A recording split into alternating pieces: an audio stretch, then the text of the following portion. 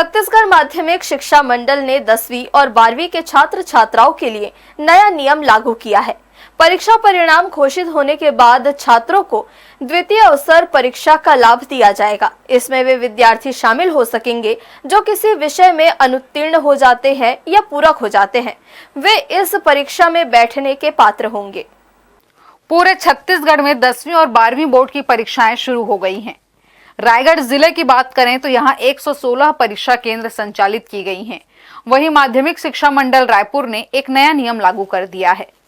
परीक्षा में अनुत्तीर्ण हो जाने के बाद छात्र छात्राओं को द्वितीय अवसर परीक्षा का लाभ मिलेगा। इस परीक्षा में वे विद्यार्थी शामिल हो सकेंगे जो किसी विषय में अनुत्तीर्ण हो जाते हैं या फिर पूरक हो जाते हैं।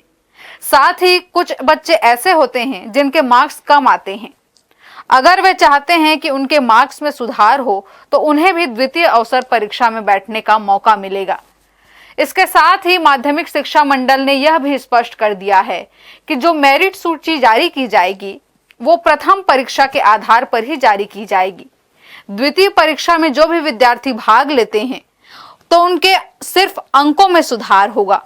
वे अगर मेरिट की सूची में भी आते हैं तो उनकी पात्रता नहीं होगी। वहीं अगर कोई छात्र पूरे विषय में पास हो चुका है तो वह भी अपने अंकों में सुधार लाने के लिए इस परीक्षा में बैठ सकता है। छत्तीसगढ़ माध्यमिक शिक्षा मंडल वर्तमान में अभी वार्षिक परीक्षा हम रायगढ़ जिले के अंदर 116 केंद्रों में संचालित कर रहे हैं। इस परीक्षा के बाद में जब परीक्षा परिणाम घोषित हो जाएंगे तत्पश्चात बच्चों को माध्यमिक शिक्षा मंडल रायपुर ने द्वितीय अवसर परीक्षा का लाभ मिल सकेगा, जिसमें वो विद्यार्थी शामिल हो सकेंगे जो किसी विषय में अनुत्तीर्ण हो जाते हैं या पूरक हो जाते हैं तो वे दोबारा बैठने के पात्र होंगे। साथ ही कुछ बच्चे जिनके मार्क्स कम आते हैं और अगर वो चाहते हैं कि मार्क्स में सुधार हो, अगर वो अपने अंकों में सुधार करना चाहते हैं तो उसके लिए उसको द्वितीय अवसर में बैठने का मौका मिलता है। कि इसमें जो माध्यमिक शिक्षा मंडल ने स्पष्ट किया है कि जो मेरिट जारी की जाएगी वो प्रथम परीक्षा के आधार पर ही जारी की जाएगी।